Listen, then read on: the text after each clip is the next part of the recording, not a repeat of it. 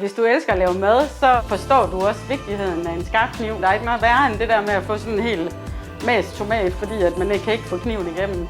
Vi har fået slippet knive hver halvår siden vi egentlig startede vaskesliberen, fordi man bliver simpelthen bare vant til at have en skarp kniv i sit køkken. Jeg har selv prøvet at slibe min knive, og det har jeg også flere bekendte, der har prøvet. Det bliver bare ikke så godt. Kvaliteten er bare en anden, når det er, vi skal slibe. Jeg skal ikke engang bevæge mig ud af huset for at få servicen. De kommer lige til døren. Og hvis jeg ikke er hjemme, så ligger jeg der bare uden for døren, og så kommer de alligevel. Så er det jo klar, når jeg kommer hjem. Jeg kommer helt sikkert til at bruge skærsliberens service fremadrettet. Når du først har haft en skarp kniv i dit køkken, så er det svært at gå tilbage til noget andet. Knivene holder længere, og vi er fri for at købe nyt. Det betaler sig. Og det, at det er en dansk virksomhed, det gør det bare endnu bedre. Jeg har allerede booket næste slibning, fordi det er simpelthen blevet en fast del af min køkkenrutine. Der er jo en grund til, at Kokko bruger fastmetal, og det gør vi altså også nu.